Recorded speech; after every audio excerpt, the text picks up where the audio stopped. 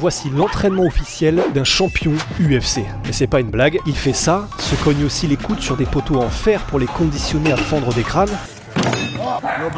et se crée lui-même ses entraînements comme un savant fou à base de n'importe quoi qu'il trouve chez lui. Et pourtant, aussi délirant que ça puisse paraître, c'est comme ça qu'il est devenu pendant plusieurs années le croque-mitaine du MMA. La légende Tony Ferguson, qui rit quand la violence atteint son paroxysme, qui se relève comme un zombie quels que soient les coups que tu lui envoies. Et pourtant, à côté de ça, celui qui avait toujours été vu comme un peu fou mais affectueusement, était en fait réellement atteint d'une sévère paranoïa au point d'asperger sa femme d'eau bénite, d'enlever son propre fils et de détruire sa maison, convaincu que quelqu'un vivait à l'intérieur des murs.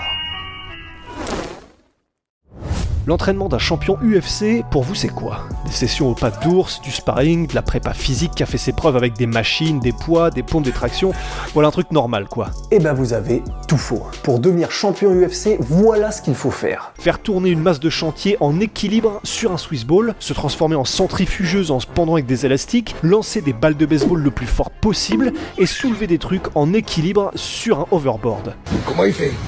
Quelle puissance! Alors, si tous ces exercices paraissent presque comiques tant ils sont farfelus, c'est pourtant réellement ce que fait Tony Ferguson dans ses camps d'entraînement pour une partie de sa prépa physique. De cette manière, il travaille sa créativité, qui est l'une de ses armes les plus mortelles dans la cage, il habitue son corps à des exercices et des efforts toujours différents, et il évite l'ennui d'une routine quotidienne à répéter les mêmes exercices. Bon, le seul problème, et la raison pour laquelle personne d'autre que lui ne fait ces dingueries, c'est parce que c'est ultra dangereux pour littéralement aucune raison. Tony, c'est le genre de gars qui n'a aucune considération pour sa propre santé physique, tant que ça peut lui permettre de devenir le meilleur combattant possible. Ses méthodes d'entraînement uniques ont fait de lui une créature mythique chez les fans, et il est même devenu une source de mèmes. Et dans la cage, force est de constater que ça devait marcher pour lui, puisque son imprévisibilité, sa créativité et sa condition physique impeccable lui ont permis d'être invaincu à l'UFC pendant 6 années consécutives. Entre 2013 et 2019, il réussira l'incroyable run de 12 victoires d'affilée contre les meilleurs combattants de la planète, et avec un taux de finition de 75%. Et le plus terrifiant pour ses adversaires, ça n'était même pas qu'il était intouchable, c'est qu'il pouvait encaisser les coups, même tomber parfois, mais qu'il se relevait toujours, remettait la marche avant vers vous et vous bombardait avec tout son arsenal de tous les angles possibles jusqu'à réussir à vous détruire. Arrête de sourire! Et quand on dit détruire, disons que son style de combat transformait chacune de ses apparitions en une boucherie sanguinolente. Et comme si ça ne suffisait pas, il osait même des mouvements parfois à la limite de la folie pure et simple. Dites-vous qu'on parle d'un homme qui ramasse du sable imaginaire sur le sol de la cage pour le jeter dans les yeux de son adversaire et le déstabiliser. Ou qu'il se met de temps en temps à danser la salsa au beau milieu d'une guerre. Mais alors, quel est le secret? Pourquoi ne réagit-il pas à la peur et à la douleur comme les autres êtres humains? J'adore la douleur, explique-t-il, parce que c'est réel. Tu peux faire semblant d'être heureux, tu peux faire semblant de pleurer, mais la douleur, ça, c'est réel. Et c'est ça qui rend cet homme cauchemardesque. Il est impossible à briser mentalement, et il ne s'arrêtera jamais d'avancer sur vous pour vous trancher à coups de coude ou vous étrangler. Maintenant, imaginez que ce monstre absolu commence à perdre pied avec la réalité dans la vraie vie. Imaginez qu'il commence à entendre des voix dans les murs et à voir tous ses proches comme des démons à exorciser. C'est la situation terrifiante dans laquelle s'est retrouvée sa famille en 2019 quand Tony a commencé à agir de façon de plus en plus étrange et irrationnelle. En février 2019, la police de Santa Ana, où réside la famille Ferguson, reçut l'appel angoissé d'une femme expliquant que Tony n'avait pas dormi depuis 3 jours, qu'il avait démonté la cheminée de la maison et qu'il était convaincu qu'une puce électronique avait été placée dans sa jambe. Un autre appel à la police avait expliqué que Tony pensait qu'il y avait quelqu'un dans ses murs et qu'il refusait d'aller voir un médecin.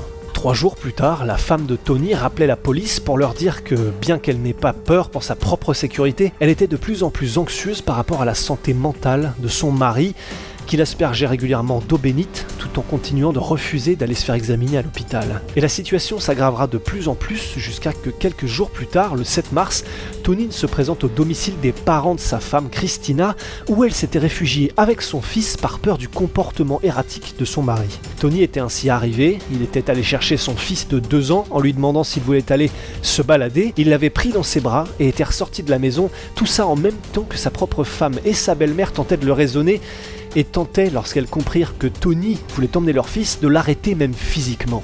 Mais Tony les repousse, saute alors un grillage et s'enfuit hors de la maison, tout ça avec son fils dans les bras. Complètement irrationnel, Tony n'avait alors même pas pris son téléphone avec lui, qu'il avait laissé dans la voiture.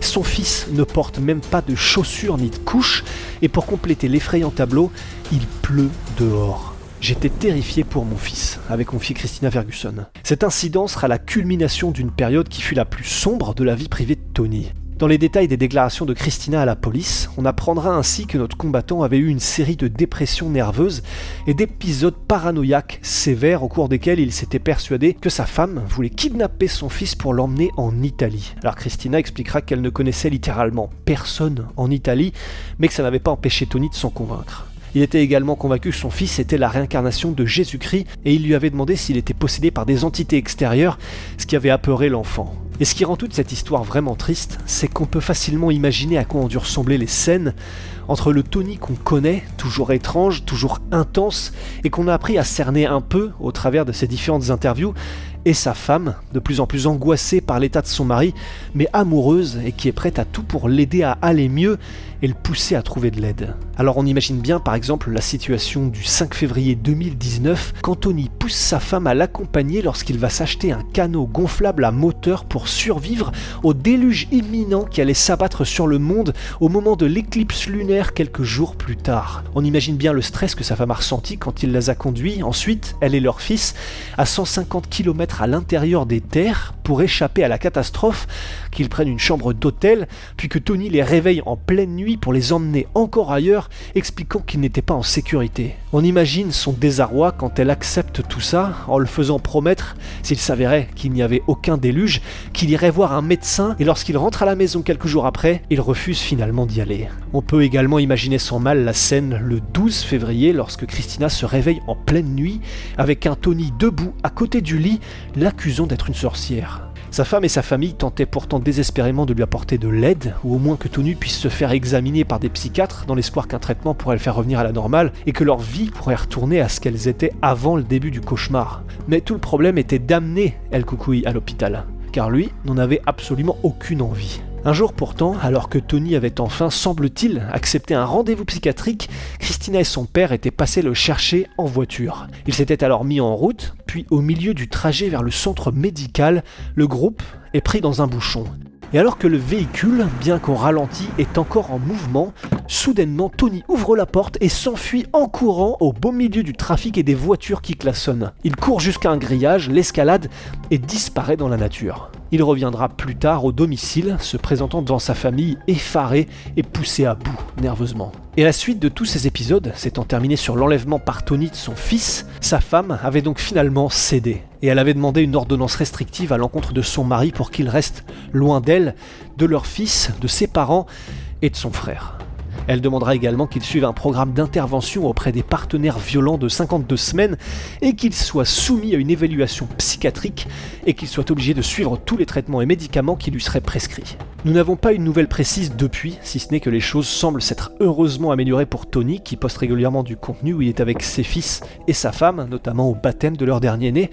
Et ce qu'on espère surtout, c'est qu'il continuera de vivre heureux et que les troubles psychiatriques ne resteront qu'un mauvais souvenir pour celui qui était devenu combattant de MMA alors qu'il était barman, lorsque son patron, voyant ses oreilles chou-fleur de lutteur universitaire, l'avait aiguillé vers un club de combat libre. Aujourd'hui dans la cage, Tony sait plus ce que c'était, bien sûr, son âge et les guerres auxquelles il a participé ayant eu un impact sur son corps, mais malgré ça, il reste une légende absolue du sport, aimé pour sa personnalité authentique et originale, autant que pour ses accomplissements.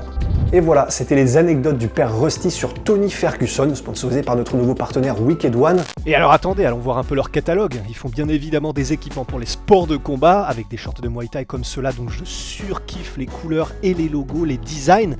Ils font aussi du streetwear avec des t-shirts, des sweats, des maillots et des shorts, et toujours avec un peu souci d'originalité dans les couleurs et les designs.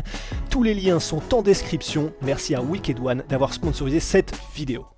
Si ça vous a plu, mettez un pouce bleu et abonnez-vous à la chaîne, ça nous aide énormément. Et pour le reste, à la prochaine, prenez soin de vous, ciao!